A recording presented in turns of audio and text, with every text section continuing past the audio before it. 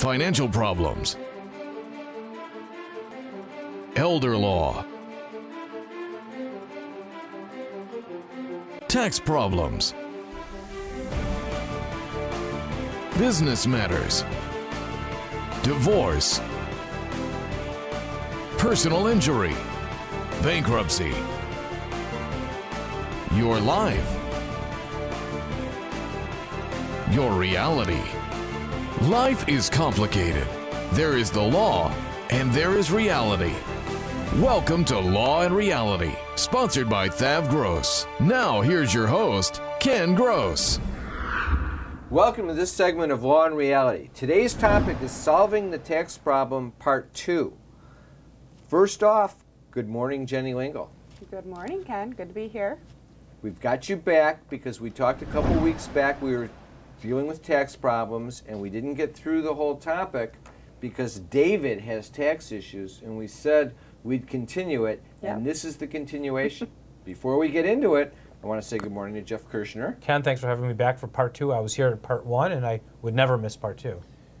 Brian Small. You know, Ken, you're very welcome, Jeff. I've been here for the last 21 years. Part 1, Part 2, Part 98, they all go together. And it's all been tax fun, problems and never end. And it's all been exciting. Absolutely. All right, so let's talk about David. David owns his own business.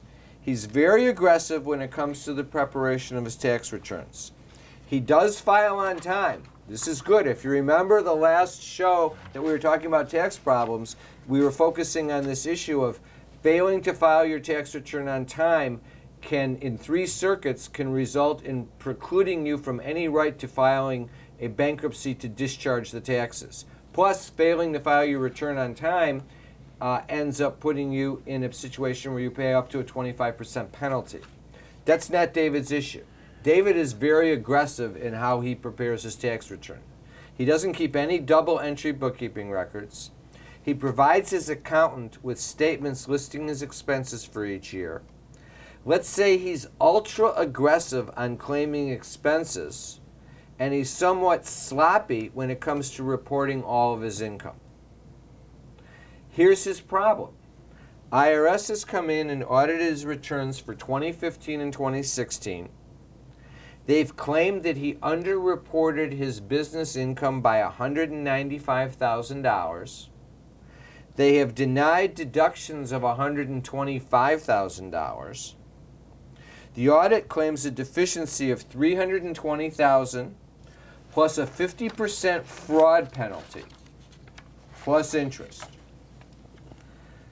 He's in here to see Jenny and me to help him deal with this audit problem. And the question is, how does the process work, and what do we do for David?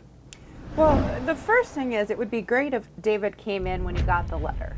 So the first audit. The first audit letter before he went to the audit, because it's likely in this situation that David's aware that there's a problem. Even if he doesn't know the extent that he's underreported his income or to the extent that he's taken expenses in excess of what he can prove, he likely knows at this point that there's going to be some sort of issue. So it's best if David seeks counsel at the beginning so that we can plan out the strategy for moving forward. Absolutely critically important point. Oftentimes David didn't do it this time, and many Davids don't. Some do. What does that letter look like? What is it going to say? That first one that people seem to ignore. It's very ugly.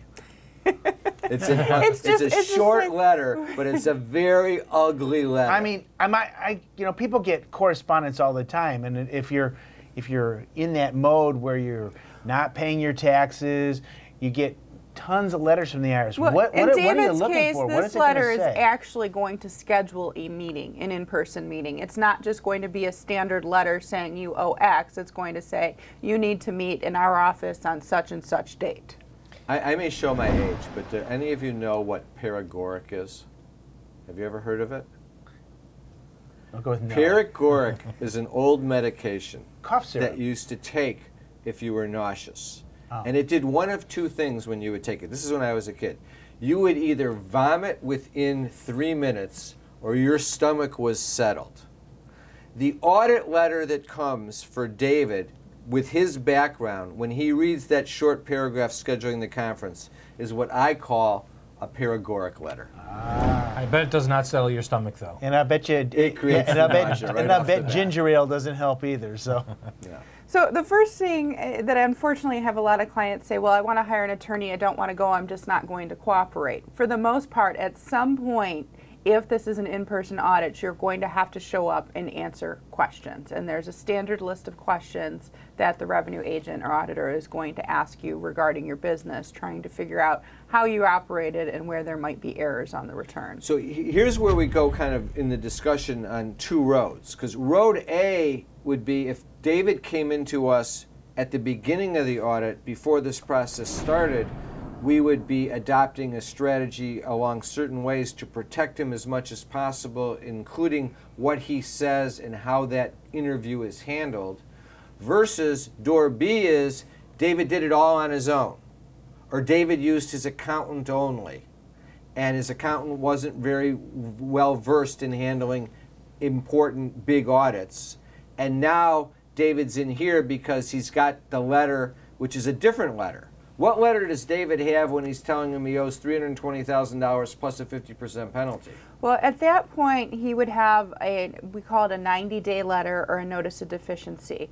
And this letter is extremely important because it's the only letter that gives you the right to contest and force the IRS to review it at a higher level. So if you fail to respond to that and you don't sign off on the report, your only other option is to file for reconsideration, but at that point, you're begging for mercy. So what we want to do is file a petition to the U.S. Tax Court within that 90 days so that we can be assigned to an appeals officer. So the first thing I'm noticing in Dave's case is you put him at a 50% civil fraud penalty. It could be as high as 75%.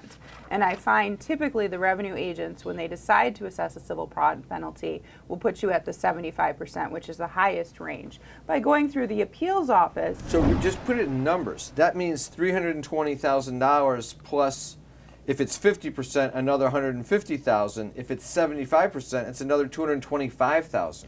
Now, in a case like Dave's, lot of money. We're typically not going to be able to zero out that penalty. However, we should be able to, assuming Dave didn't do some very nefarious things, get him down to 20% accuracy-related penalty. Right. Well, we're going to come to a break, and we're going to kind of take the case and say, how do we approach the situation and the issues to see if we can solve Dave's problem? Is the debt piling up? Struggling to get by? It's all about preserving future income. Bankruptcy is one option. When it's right, it's the least costly, most effective way to save your home, eliminate a second mortgage, and wipe out credit card debt. But you need to address the problem now. We help people with bankruptcy. Call the experts. Worth Ave Gross. Our firm will solve your problem. 888-235-HELP. That's 888-235-HELP. Carrying too much debt? Resolve your debt. Call Thav Gross. You don't need to be broke, and you don't need to hit rock bottom. If you have income and you're struggling with debt, dump it. Think about the next 10 or 20 years. If you do what the banks tell you, you'll have nothing to retire with. There is a solution. Don't waste your future. Call Thav Gross. We're experts at eliminating credit card debt. 888-235-HELP. That's 888-235-HELP. A lifetime of hard work. If you don't have the right plan in place, you can lose your home, your savings, and more. And you didn't come this far to lose everything. Samasco Law wants you to know that laws are changing. Today, the average cost of nursing home care is $85,000 a year. With proper planning, we can help protect your life savings and get you the Medicaid and nursing home benefits you deserve. How much can you afford to lose? Call Samasco Law today. If you're retired and in a financial crisis, there is a way out. It pains me when I see a retired couple exhaust their savings by paying credit card bills and for a home hopelessly underwater. Thav Gross specializes in helping retired people in financial crisis. You just can't keep paying until you're broke. You need to address the problem now. 888-235-HELP. That's 888-235-HELP. Worth Ave Gross. Our firm will solve your problem. You can't work. You have to deal with pain and stress. Worse yet, our system for applying for disability benefits seeks to deny you the benefits you're entitled. Jeff Kirschner is an expert in obtaining disability and workers' compensation benefits for his clients. You need to call Jeff before you apply or after you're denied to get the benefits you deserve. 888-235-HELP. 888-235-HELP. All right, so let's deal with Dave's problem. He's got this 90-day letter, which in the 90-day letter, it's jurisdictional, just so that a little bit of lawyer talk. If Dave doesn't file his tax court petition within the 90 days, his only way of contesting the tax is to pay it and then sue for a refund. And Dave doesn't have $525,000. Well, the other way to contest it, there's one other way, and it's to request reconsideration saying you have additional documentation, but you're at their mercy whether they want to do it or not. If they can say no. Can you request the reconsideration while you're in the 90-day period, and does that stop the 90-day period from running? No, absolutely not. There is no... the first case I ever handled out of law school was a tax court case dealing with a 90-day letter. And believe me, there is nothing. The President of the United States cannot stop the 90 days, and it's jurisdictional. You either file your petition within that time or you're out. That's why you always take them to the post office yourself when you file one. I do. Even if I've still got 60 days to go, I stand in line at the post office, I get my stamp, and I breathe that sigh of relief. How low of the likelihood of success is it if you go to reconsideration? Reconsideration is much more difficult. First of all, you have to convince them to take it. I've got one I'm trying to convince the IRS to take right now. I've got boxes of receipts to show them, and I've had to go through the taxpayer advocate. It's been over a year, and we're still not assigned. Plus, they're the last shot. They don't have to weigh the cost and the risk of going to trial. So we go back to that kind of black and white interpretation where we don't get any of that wiggle room of negotiation. Yeah, think of it this way. If you're in tax court, that's a legal forum where you have your chance. You get to box. You're in the boxing ring. You've got gloves. You're there, and the IRS has their gloves, and you can fight it out, and you can win. When you're asking for reconsideration, there's no boxing ring. You're sending a letter and getting on the phone, and you're saying, yes, can you... Well, listen, I have a sympathetic case. If they're not sympathetic to listening to you, they can say no soup for you. Is there an element? Is there an element as to you have to establish why you missed that 90-day mark?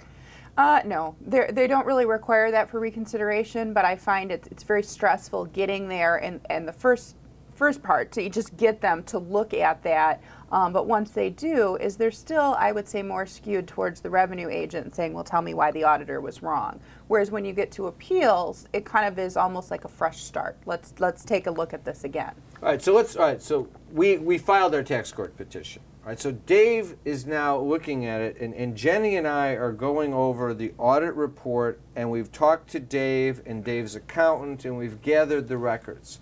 The first thing we do is look to see if the IRS is wrong and how can we undermine their argument. And believe it or not, I think this will come as a surprise to a lot of people. They are oftentimes wrong. Now I know the government is wrong. Some of the government representatives that might be watching this show are saying, oh, evil Ken and evil Jenny. But they make mistakes. And they take positions that are aggressive, that are beyond the reach that they should. Our job is to find out if they're right or they're wrong. And if they're wrong, we have to prove it. Well, and a lot of times what will happen is a revenue agent or an auditor will be handling so many cases, many more cases than they should technically be handling. So I've gotten 90-day letters written up, and I'll be like, but we proved this. We provided it to you on X. And the revenue agents, because of the fact that they are understaffed, are kind of at that point, well, you know what to do at the next level. So I don't necessarily think that they're always taking aggressive stances, and sometimes they're just wrong because human error. It happens. Let me give you an example. What we would do first is the revenue agent in the report is saying he underreported his income by $195,000. That means typically what they've done is they've pulled the bank statements because he doesn't have double entry accounting anyway, and they've tallied the deposits, and the deposits came to $195,000 more than what was reported on the tax return, and the auditor immediately concluded that that's income. But it may not be, because sometimes a client will have two bank accounts and will be transferring money from account A to account B, or will be loaning the company money and then paying the loan back. If you loan your company money, it's not income, it's a loan. So what we do is we go through the bank statements to see maybe the auditor was wrong in concluding the $195,000. I think we just had a case just like that. We do, absolutely. I think we have to remember at the audit process with appeals and working with the attorney, the idea is to get to the right number. The idea is to try and figure out what actually happened and what should have been reported and how much that is. It's not for us to say, let's get it down to zero even though you owed $20,000, and it's not for the IRS to say, let's get $300,000 even though you owe $20,000. We're all trying, for the most part, to get down to what the correct number is. In the case that Ken's referring to, we had a client and he had 3 bank accounts. And each bank account was used for something different, and deposits basically went into one main account and then he would move them. Well, he had an accountant that year who was a little bit sloppy, and he figured out what their gross receipts were by just adding the total deposits into all 3 accounts. He then went and realized, well, we transfer into account 2, and he deducted what was transferred into account 2, but he missed deducting what was transferred into account 3. So that resulted in over-reporting by $300,000. In this particular case, our client himself, before they came to us, over-reported his income. In our example, suppose the auditor gives us a statement and the $195,000, the auditors made the analysis incorrectly. We point that out. All of a sudden, if we're right, we eliminate that $195,000. Then the next question comes down to all these expenses that were disallowed. Did the auditor disallow the expenses because she felt or he felt that the taxpayer was playing games with the return? If the auditor gets to that conclusion, they'll be very quick to deny the expenses unless you have the absolute proof of every single expense. Chances are, the way I'm looking at it with Dave, there's probably a lot of that in there. When we come back, we'll talk more about the expense side in an audit, and then we'll talk about how you wrap it up and how you end up dealing with paying whatever the tax is. We'll be back after the break. Tax problems are major problems. Don't let the IRS levy your wages and seize your assets. There is a solution. Worth Ave Gross. Our firm will solve your problem. If you're behind on your taxes and owe money to the IRS, call Thav Gross. We've been solving tax problems for 32 years. We stop wage levies, resolve unfiled returns, and obtain the best possible settlements. Call Thav Gross today, 888-235-HELP. A lifetime of hard work. If you're approaching retirement and don't have the right plan in place, you can lose your home, your investments, and your savings. And you didn't come this far to lose everything. Putting a solid strategy in place with Simasko Law legally protects your assets as well as your wishes. Since a will doesn't cover you medically or financially, Simasko Law goes beyond ordinary asset management protection to safeguard everything you have. How much can you afford to lose? Call Simasko Law today. Carrying too much debt? Resolve your debt. Call Thav Gross. You don't need to be broke, and you don't need to hit rock bottom. If you have income and you're struggling with debt, dump it. Think about the next 10 or 20 years. If you do what the banks tell you, you'll have nothing to retire with. There is a solution. Don't waste your future. Call Thav Gross. We're experts at eliminating credit card debt. 888-235-HELP. That's 888-235-HELP. If you're retired and in a financial crisis, there is a way out.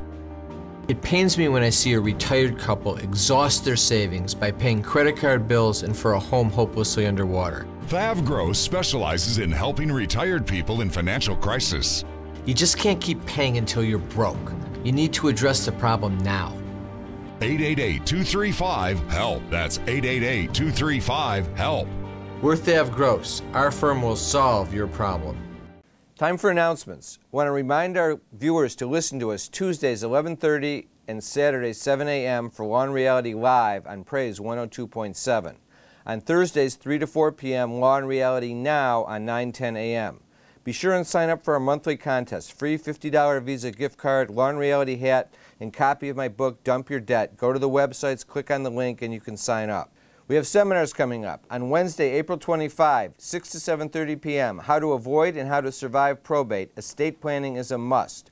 Jeff Linden's going to join us. He's our probate expert and commercial litigator. We're going to go over all the elements of an estate plan. Brian Small and I are going to walk you through that process, the documents you need to have while you're living, the important documents that you need relative to your death. how to avoid probate, and how to handle a probate fight when it happens. Attendees get a free $300 gold certificate off the cost of an estate plan. Sign up at thavgross.com or lawandreality.com.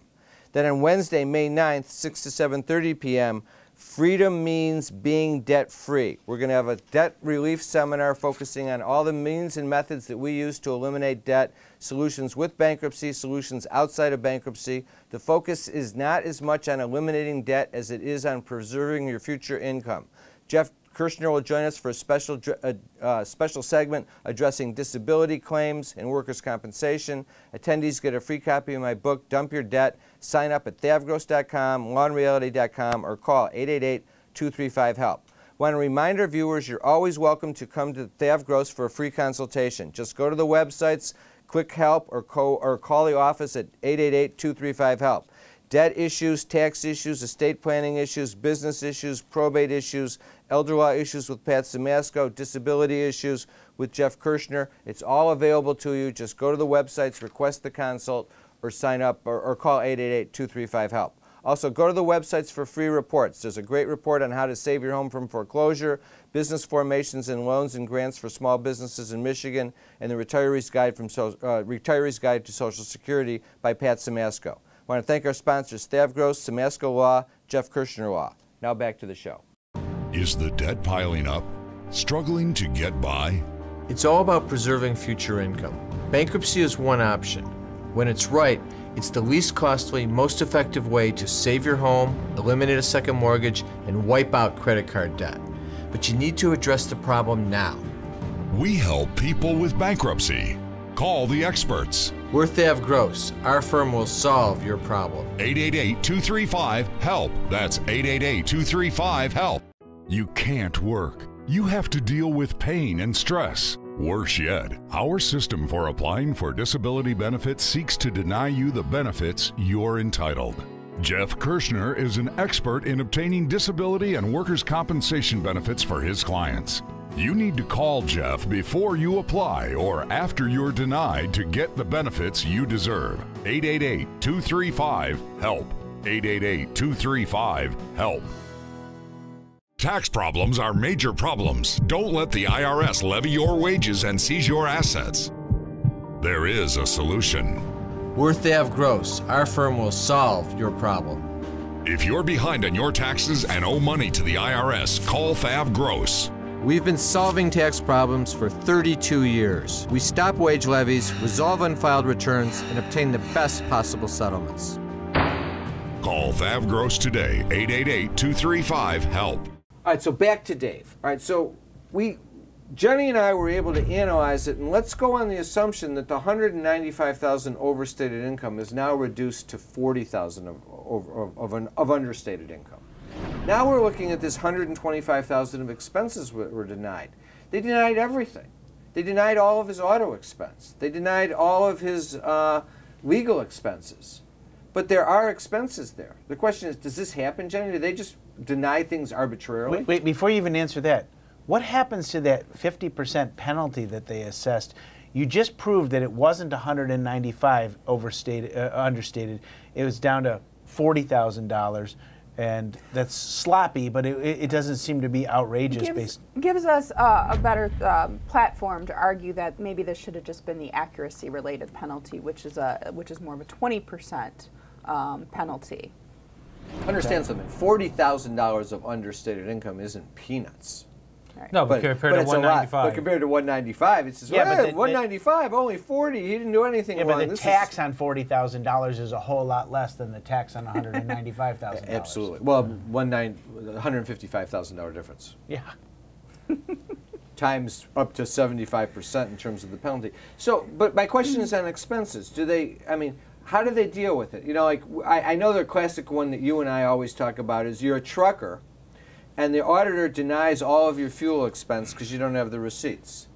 Well, what Jenny and I come in that situation, we say, well, then how did he get from point A to point B if he didn't buy gas? And how many miles did he, and how many runs did he make, and what were the distances? And once you can prove how much he traveled using the trucks, you can impute how much the gasoline costs based upon the average cost of fuel and consumption. And that was one of my, when I first started out, one of my first cases in tax court had to do with a truck driver. And in his instance, he actually had the box of receipts. But guess what?